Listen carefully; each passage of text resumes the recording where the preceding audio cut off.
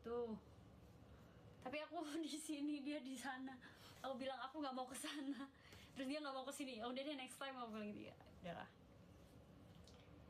Reiran Akame sama Mariana Gai. But they're in Tokyo, you know, and I don't wanna be in Tokyo.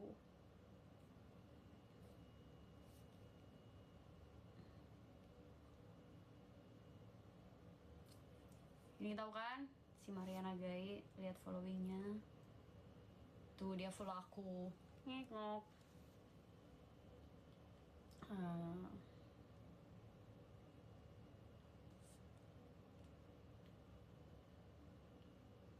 Top #top tier porn star in Japan, Mariana Gai.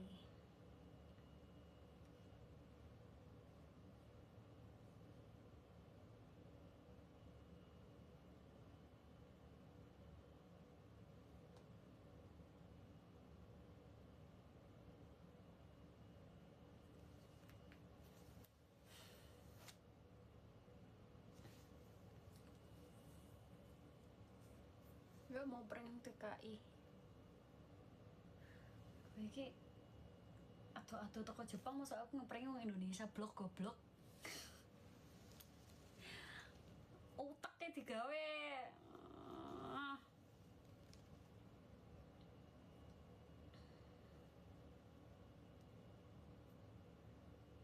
Aku tuku tiket larang-larang ning Jepang rodok mocok bisa nang Fukuoka. Niati katanya nyebrang ning Korea. Lah kok dikongkon ketemu wong Indo bisa ngeprank meneh. Otaknya.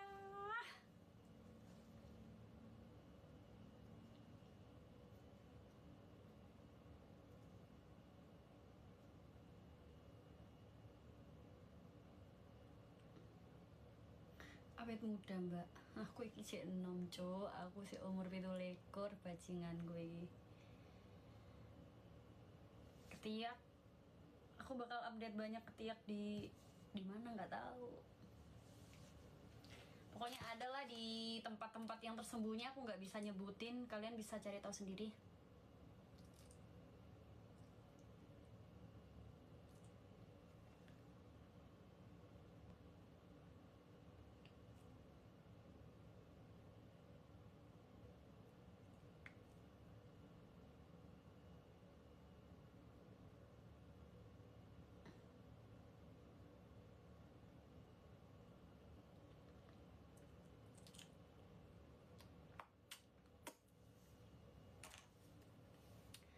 Nang Jepang lapo, ya karepku ta nang Jepang lapo kok kon pengen ero ae.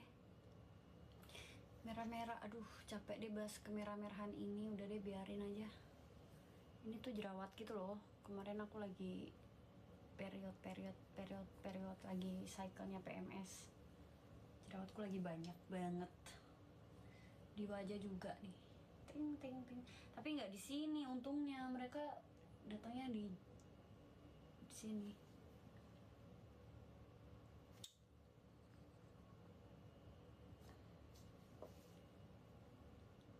Kon wis gak balik nang Indo maneh ta sis? Katanya apa sih kon kok kepo? Kon sapa sih kok kepo? Aku balik nang Indo, bagak balik nang Indo. Katanya apa sih? Nek tak kok pengen terus jawabannya tak jawab gak, katanya apa? Ayo, kok jadi bahasa Jawa kita? Goblok.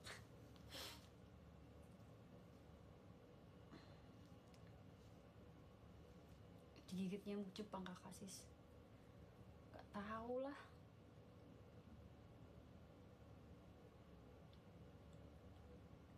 Maaf kak, nggak ngerti bahasa Jawa. Iya maaf ya, aku juga pakai bahasa Jawa tadi.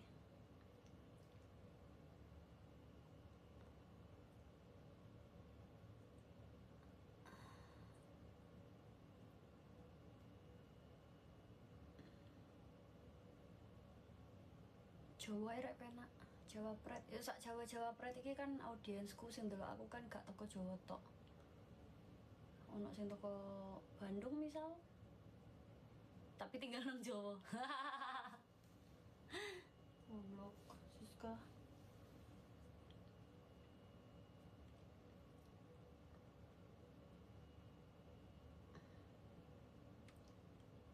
lakut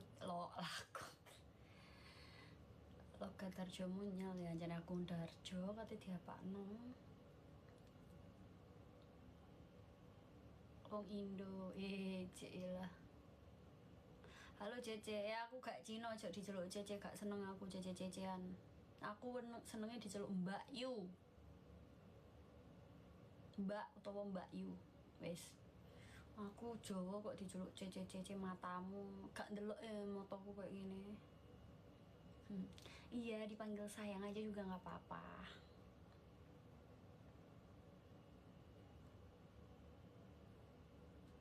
Saiki manggon ndi, Mbak?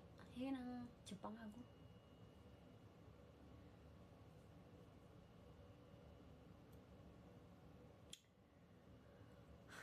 Ya aku iso bergerak loh. Gimana ya? Si. Gak iso. Lali caranya. Kalian kok bisa nyasar ke live-ku sih tadi? Kenapa? Kan ini aku udah setting 18 plus. Cerita pengalaman, Mbak. Ayo cerita pengalaman. Kalian mau nanya tentang pengalamanku apa?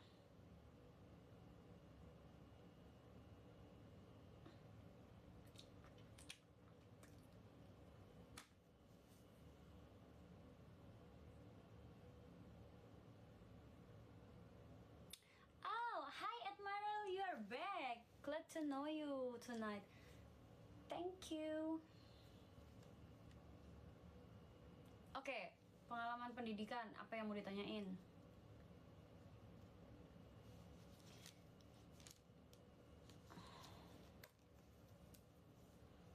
Guys, kalau soal agensi-agensi kemarin tuh, nih, agensinya Victex itu udah sampai WhatsAppan sama aku anjir.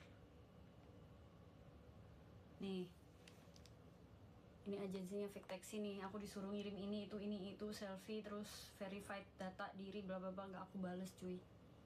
Nih, nggak sombong tapi tar dulu, gue harus beresin semuanya yang ada di Indo baru gue bisa psh, gitu. Udah deh.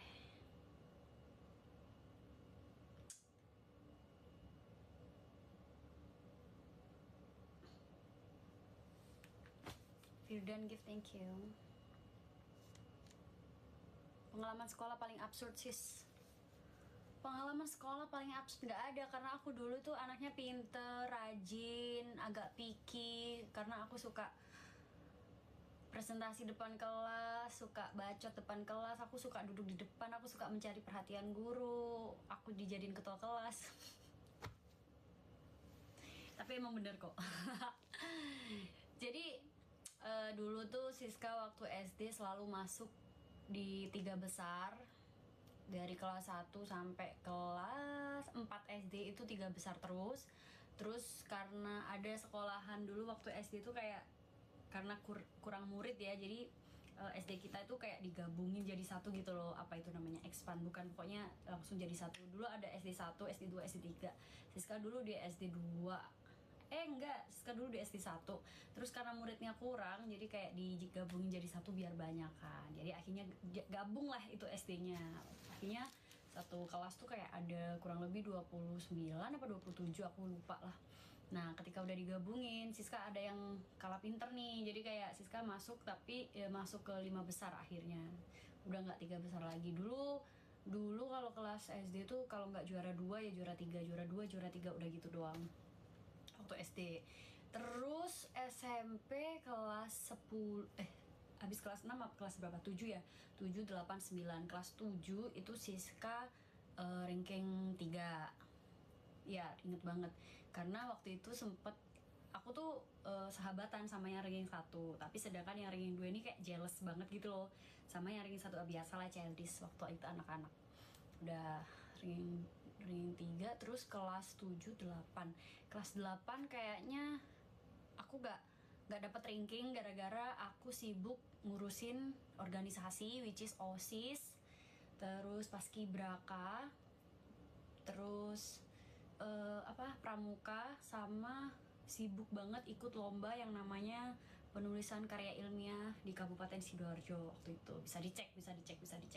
Hasilnya ya jelek, tapi tetap aja kayak semangat ikut buat lomba-lomba begitu se-kabupaten gitu kan. Jadi aku nggak dapet ranking, tapi karya tulis ilmiah aku sempat masuk ke, aku lupa ya, 3 besar deh kayaknya, karena aku dapat hadiah laptop dari waktu itu dari bupati gitu ya. Terus ya sempat, jadi aku nggak dapet ranking di sekolah, tapi aku dapet ngebawa nama besar sih, aku ngebawa nama sekolahku di lingkup kabupaten. Terus aku dapet hadiah kalau nggak salah laptop deh, aku notebook apa ya, laptop kecil lah pokoknya, laptop yang kecil gitu loh. Nah itu aku bawa, dapat hadiah dari Pak Bupati pada saat itu. Ya aku juara 3 sama teman-temanku yang jadi timku buat nulis lomba karya ilmiah pada saat itu. Pada saat itu isinya meneliti tentang lumpur lapindo. Bagaimana sih caranya kita bisa menjadikan lumpur lapindo itu biar nggak jadi apa sih waktu itu, ya itu nganggur gitu aja gitu loh. Selain jadi tempat wisata, apalagi yang bisa dibikin dari lumpur lapindo ini biar bisa dimanfaatkan gitu. Pada saat itu aku kayak mikir, mencoba untuk bisa nggak ya bikin genteng dari lumpur lapindo atau batu bata gitu, ide-ide. Atau kita bikin gerabah dari lumpur lapindo, tapi kan itu bau menyengat terus berbahan kimia gini-gini. Nah itu kita lakukan itu. Jadi aku nggak fokus sekolah, fokusnya ke lomba-lomba itu. Kemudian kelas 3 SMP aku kayaknya 3 SMP juga belajarku mulai menurun, karena waktu itu aku udah mulai sibuk nyari duit, udah sibuk dagang. Jadi kayak udah tahu duit ya, maksudnya dapat duit tuh cara kerja, cara nyari duitnya gimana, udah sibuk tuh bebek sambil ngejalanin organisasi sekolah kayak mading, majalah sekolah, terus jadi penyiar radio di sekolah juga. Terus udah lulus bla bla bla, terus kita SMA nih. SMA tuh kelas 9, 10, 11 berarti. Bener gak sih? 7, 8, 9, 10, 11, 12. 10, 11, 12. Kelas 10 juara 1, bukan cuma satu kelas tapi satu sekolah. Jadi waktu itu ada perankingan kalau di SMA aku, rankingnya pada saat itu waktu aku kelas 10 itu bukan cuma di ranking dari kelas, dari di satu kelas yang sama doang, tapi kan itu kayak ada 10A, 10B, 10C gitu-gitu kan ya. Itu diakumulasikan terus kayak di jumlah nilai apa segala macam. Ternyata yang ranking 1 dari beberapa kelas itu aku. Nggak percaya, cek aja tuh di mana alumni sekolahku, cek aja kelas 10. Kelas 10 masih dengan organisasi yang sama, yaitu OSIS Pramuka. Terus waktu itu aku sempet ikut PM kayak UKS gitu, PMR, tapi ternyata nggak kuat, banyak apa organisasi, karena aku waktu itu ikutnya OSIS Pramuka Paskibra. Itu aja udah setiap hari kegiatan ya gitu, tapi tetap ranking 1 karena mereka bodoh-bodoh aja. nggak bercanda guys, kalau kalian ada yang nonton ini, nggak, aku bercanda. Terus kelas 2 SMA itu aku lagi sibuk-sibuknya ngurusin paskib deh kayaknya, karena ya paskib OSIS, karena waktu itu pemilihan ketua OSIS dan aku menang. Tapi karena alumni sekolahku ini mengedepankan ilmu agama, di mana pemimpin itu nggak boleh cewek, jadi temenku yang dipilih cowok, jadi aku dijadiin wakil. Tapi aku bilang terserah, aku nggak begitu penting sih kayak ketua-ketua gitu, terserah, yang penting aku bisa lakuin apa, aku bisa kontribut apa ke sekolah. Udah habis itu kelas 2 aku sempat mau di DO. Kelas 2 apa 3 ya? 3 anjing. Kelas 3 aku mau hampir di DO sama kepala sekolah. Udah dibikinin surat kepada siswa yang bernama Francisca bla bla bla bla bla bla bla bla, itu mau di DO. Udah ya. Kenapa? Karena aku jarang masuk, tiba-tiba nggak tahu, dari semua orang bingung, dari aku yang udah mulai dari aku yang aktif secara sosial, secara organisasi, secara pelajaran, secara akademis, baik akademis maupun non akademis, itu secara aktif banget. Tiba-tiba kelas 3 aku langsung ngeflip Jadi orang yang introvert, nggak mau bergaul, terus nggak mau ikut organisasi. Aku juga sering bolos. Iya bener, aku sering bolos sekolah. Aku sering tidur di sekolah, di kelas. Ya tapi tetap nilaiku kayak yang nggak pernah 7, minimal 8 lah, 80 itu minimal. Tapi aku nggak pernah mau ikut. Dulu kan kalau kelas 3 tuh kayak ada yang namanya tambahan jam belajar untuk persiapan UN itu loh. Itu aku nggak pernah mau ikut, bolos karena aku mau cari duit. Ya sampai akhirnya hal buruk terjadi di mana aku kena sexual harassment, jadi kayak aku udah malas sekolah. Ya gitulah. Udah jadilah sekarang Siska. Sebenarnya nggak absurd sih itu, long story short buat perjalanan masa sekolah. Awal pacaran menarik. Aku baru punya satu orang mantan, dan itu satu-satunya orang yang dulu bener-bener aku pacarin selama 3 tahun. Sampai sekarang aku nggak pernah punya pacar, nggak pernah punya mantan selain satu orang itu, si anjing babi si psikopat goblok ini. Tapi aku udah memaafkan dan aku nggak benci. Jadi aku dulu 3,5 tahun lah sama dia. Aku selalu kena physical abuse, sexual abuse, dan mentally abuse. Tapi aku bersyukur dan sempat berterima kasih sama dia. Terima kasih karena aku tahu aku punya fetish yang sebegininya. Karena kamu juga, aku bisa tahu akan jadi apa aku nanti ke depannya. Sedangkan kamu, I don't know, nggak tahu sih dia masih hidup apa enggak. Kayak gitu kalau pengalaman mantan pacar. Apa yang membuat ke 180 kebalik? 180 derajat. Banyak hal sebenarnya. Pada saat itu aku banyak kehilangan, which is kehilangan orang terdekat, orang tersayang. Terus aku juga kehilangan virginity aku. Aku juga secara mentally aku bener-bener aku tidak menganggap, sekarang aku berani menyebut bahwasanya aku bukan korban tapi penyintas.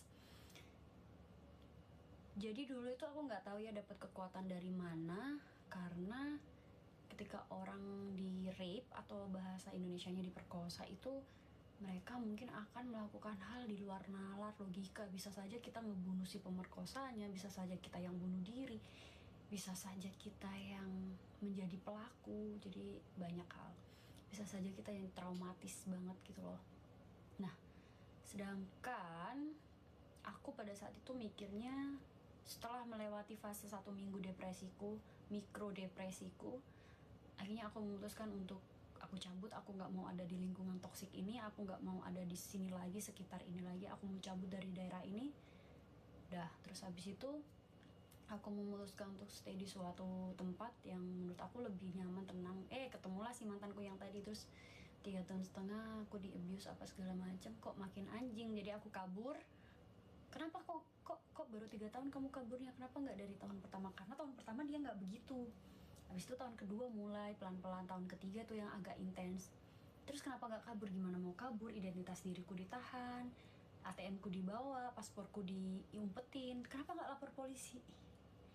Polisi mana peduli sih yang begitu-begituan? Gak peduli. Udah pernah aku soalnya.